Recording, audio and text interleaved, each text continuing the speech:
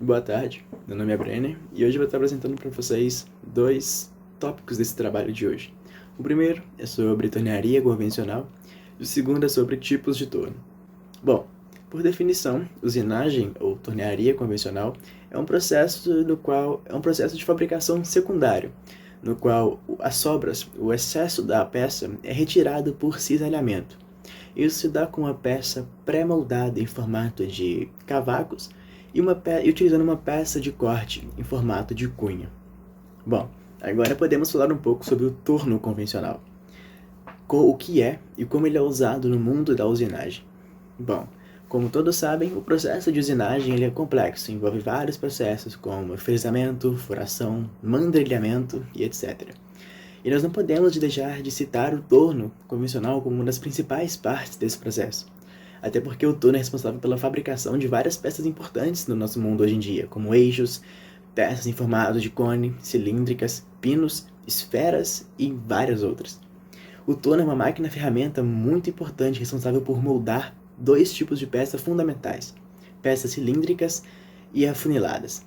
Para isso, o torno utiliza movimentos milimetricamente precisos para tirar apenas lascas da peça e moldando-a de acordo com sua necessidade.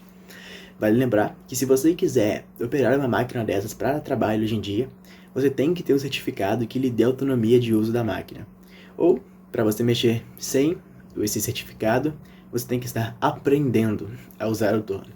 E também vale deixar claro que hoje em dia o torno é a máquina-ferramenta mais antiga do mundo ainda em uso. Agora, vamos falar um pouco sobre os tipos de torno. No mercado hoje, existem praticamente quase uma dúzia de tornos, cada um com uma finalidade diferente. Tornos para trabalhar madeira, metal, até vidro você encontra.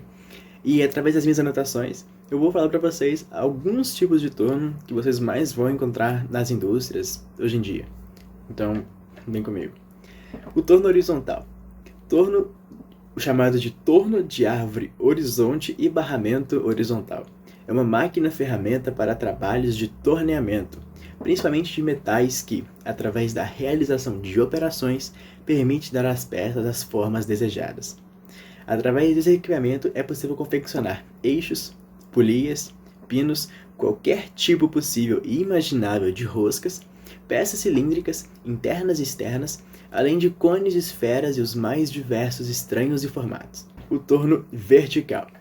Torno mecânico com árvore vertical. Tornos verticais, ou VTL, ou VTLs, estão entre os tipos mais tradicionais de torno. São ideais para usinagem pesada de peças médias e grandes. Com tecnologias diferentes, tornos verticais também estão se tornando cada vez mais multifuncionais. São comuns na fabricação de grande porte. Os tornos revólver são os tornos nos quais as várias ferramentas são montadas na porta-ferramentas em forma de castelo, onde atacam a peça sucessivamente em diversas operações pelo acionamento de comandos rápidos. Os tornos revólver são para trabalhos em série e de grande produção. Os tornos copiadores. São tornos que, com dispositivos adaptados, produzem movimento combinado, obrigando a ferramenta a cortar um perfil na peça, que acompanha, por meio de uma guia, uma outra peça semelhante, tomada como modelo. O torno de platô. Em geral, ele é um torno de eixo horizontal, que serve para tornear peças curtas, porém com um grande diâmetro, como, por exemplo, aros das rodas das locomotivas e dos vagões ferroviários. Doido, né? E também não poderíamos deixar de citar o famoso torno CNC.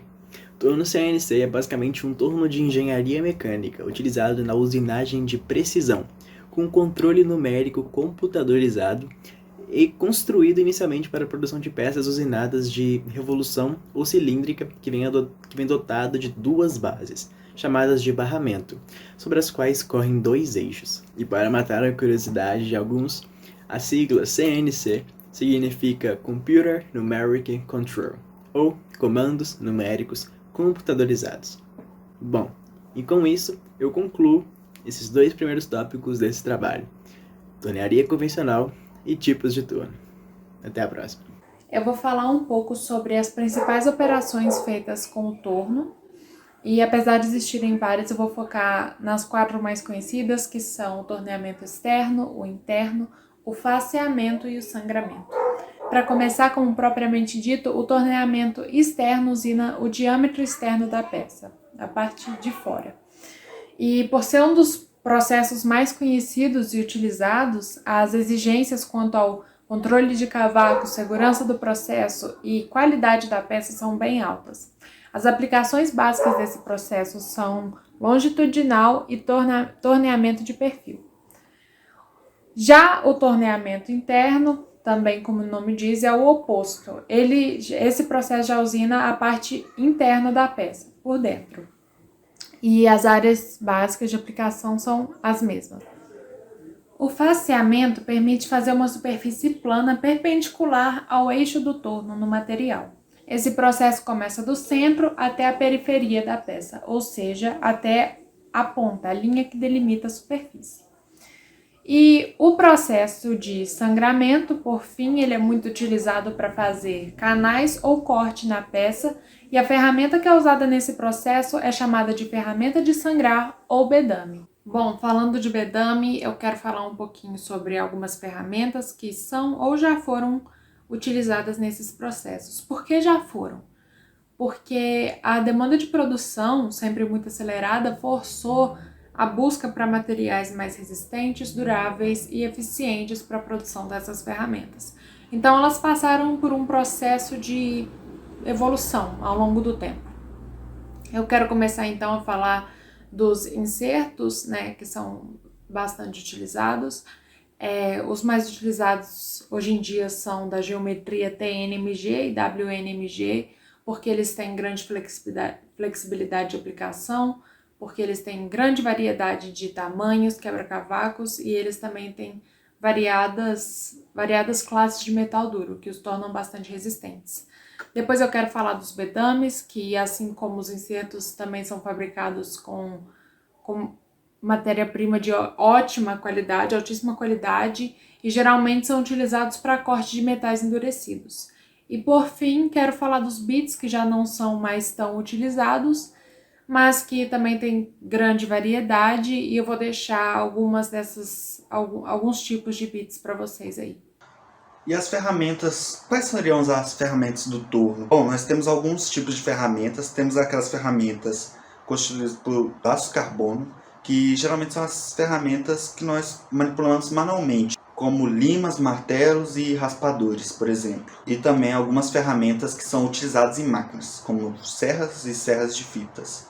Podemos falar também do aço rápido. Além do carbono, as ferramentas de aço rápido elas dispõem de diversos outros materiais de ligas que possibilitam uma maior velocidade de corte. Nós temos, por exemplo, o tungstênio, cobalto, cromo, o vanádio, mobilênio e boro. Essas ferramentas são muito empregadas no processo de usinagem em materiais de alta tenacidade, como por exemplo o alumínio, cobre, bronze e até mesmo materiais plásticos. Temos também o carboneto de tungstênio. As ferramentas de carboneto de tungstênio são mais conhecidas como metal duro, são por si só as mais utilizadas no universo da mecânica. As ferramentas de metal duro são capazes de suportar altas temperaturas, chegando até 800 graus Celsius, sem sofrer qualquer tipo de dano, com uma velocidade de até 20 vezes mais do que as ferramentas de aço rápido. As ferramentas de metal duro elas vão ser empregadas em usinagens com alto teor de carbono e materiais temperados, por exemplo, com uma dureza de até 56 HRC, por poderem suportar uma boa quantidade de aço e calor. Porém, elas têm um problema, elas não podem ser empregadas para materiais um pouco mais moles, como por exemplo o plástico, por causa que acaba que fica enroscado nas ferramentas, entendeu? Além das ferramentas de metal duro, temos também a cerâmica. Com a composição quase que 100% de óxido de alumínio, é extremamente mais resistente a esforço ainda mais do que as ferramentas de metal duro. E a altas temperaturas também, podendo chegar a 1200 graus Celsius. Porém, por ter tanta dureza assim, tanto as cerâmicas quanto as ferramentas de metal duro, elas não podem sofrer impactos de jeito nenhum. Vamos falar agora um pouco das fresadoras. O nome fresador inclui todo equipamento que manipula fresas a fim de obter uma alteração mecânica. As fresas são ferramentas rotativas que vão dispor de uma série de gumes e dentes. Geralmente vão estar dispostos ao torno do eixo. Bom, nós estamos aqui falando um pouco das fresadoras convencionais, que são fresadoras que vão tanto manipular as fresas quanto o material a ser fresado ao mesmo tempo. Fala pessoal, boa tarde, tudo bem? Quem fala com vocês é o Davi Honório. Eu vim aqui para apresentar para vocês sobre fresadoras, tanto os tipos delas quanto os acessórios. E em questão a tipos, eu posso citar para vocês a fresadora vertical. Esse nome dela se dá por conta da coluna vertical dela, que fica posicionado perpendicularmente à mesa. Mesa, quando eu falo, é a mesa de trabalho lá. E também posso citar a fresadora horizontal. Essa já utiliza uma fresa paralela à mesa de trabalho. E também temos a fresadora universal. A fresadora universal, ela pode ser considerada um equipamento híbrido. E por quê? Híbrido é porque ela pode ser tanto na vertical quanto na horizontal. E outra coisa que eu deveria ter falado para vocês é que, em relação à classificação das fresadoras, elas são geralmente classificadas de acordo com o seu eixo arme. Bom, essa máquina-ferramenta ela tem 3 partes principais, no caso é a árvore, a bancada e a mesa. Ela tem outros componentes, como vocês podem ver na imagem acima. Também tem a luneta, tem o carro transversal, tem o volante, a manivela de acionamento do eixo Y, geralmente o eixo Y. Também tem o volante de acionamento da consola, entre outros elementos. Boa tarde, pessoal. Eu sou o Álvaro e hoje eu vou estar compartilhando um pouco com vocês sobre as principais operações feitas na fresadora. Bom, eu vou começar por partes. Primeiro eu vou começar falando sobre a fresadora vertical e depois vou passar para a fresadora horizontal. Vamos começar com a fresadora vertical. Eu listei 6 operações que podem ser feitas nela e essa imagem ao lado ela representa como essas operações ocorrem. No primeiro exemplo, nós temos o fresamento frontal, onde a superfície a ser fresada ela vai ser plana. E o fresamento frontal ele também tem uma alta capacidade de produção. No segundo exemplo, nós temos o fresamento de canto a 90 graus, onde ele gera 2 faces simultaneamente. Com isso, ele tem o fresamento periférico em combinação com um faceamento, gerando assim um ângulo de 90 graus. No terceiro exemplo, nós temos o fresamento de ranhuras em T. Esse processo ele ocorre em 2 etapas. Primeiro a gente faz um perfil, que é meio que um gabarito, para depois vir com a fresa de ranhura em T, executando o resto do perfil dessa forma, na forma de T. O exemplo 4 é o fresamento de guias em forma de cauda de andorinha. Esses geralmente são as aberturas feitas para guias de máquinas e tal. E ele pode ser feito em alguns ângulos, que são os ângulos de 45, 50, 55 e 60 graus. Aqui no exemplo 5 nós temos o fresamento de canais, onde a operação ela ocorre pelo fresamento da lateral e o faceamento, que são as opções preferenciais para realizar esse tipo de operação. E no exemplo 6 é o faceamento. Nele ocorre o desbaste e o rebaixo, fazendo assim superfícies planas e perpendiculares ao eixo da ferramenta. Vamos passar aqui agora para as operações com fresadora horizontal, ela aqui também eu fiz uma listinha, eu listei 8 operações e também tem uma imagem ao lado para vocês acompanharem o processo, como é feito o processo. Indo aqui para o primeiro exemplo, que é o fresamento de formas complexas. Nele se utiliza fresas compostas, ou também conhecido como os trens de fresas. E aqui no segundo exemplo nós temos o fresamento periférico ou tangencial, onde as fresas cilíndricas só cortam na periferia cilíndrica, formando assim superfícies planas e paralelas ao eixo da ferramenta.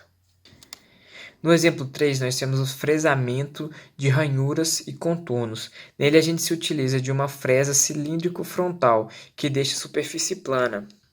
Aqui no exemplo 4, nós temos os fresamentos de ranhuras, que a gente os conhece mais como chavetas, Já no quinto exemplo, nós temos o fresamento de guias prismáticas. Como o próprio nome já diz, ele faz guias prismáticas que também tem um certo ângulo a se obedecer, que são os ângulos de 45, 60 e 90 graus. No exemplo 6, nós temos o fresamento de ranhuras com perfil constante. Para fazer esse tipo de operação, a gente se utiliza de uma fresa detalonada, que ela já é própria, né, para usinagem de formas complexas. No exemplo 7, nós temos outro fresamento de canal, só que esse, por sua vez, ele é feito através de fresas de disco. Isso gera uma diversidade muito grande de formas e tamanhos, além de ter a possibilidade de você montá-lo em cima de um trem de fresas. E por causa dessas qualidades, ele é aplicado nas mais variadas operações de fresamento. E por fim, temos o fresamento de roscas, né? Geralmente nós usamos uma fresa mandril para roscas, que ela é aplicada na abertura de roscas em parafusos e porcas. Bom, pessoal, para finalizar aqui, a gente percebeu que existem vários tipos de ferramentas para frisagem, né? Cada qual com a sua finalidade. Mas também é bastante importante a gente saber a sua utilidade, né? Para não vir ocorrer risco de utilização incorreta, né? E vir acarretar danos e tal. E também a gente viu que existem várias formas, né? Vários tipos de fresas. E dentre elas a gente pode estar destacando algumas aqui, ó, como as fresas cilíndricas, que elas são bastante utilizadas no desbaste e finalização de peças. Tem também as fresas em forma de disco, que elas são utilizadas para corte e frisamento de ranhuras. As fresas de topo, que são utilizadas para um corte mais rápido. E também tem as fresas de formas, né, que são utilizadas para trabalhos de pequeno porte.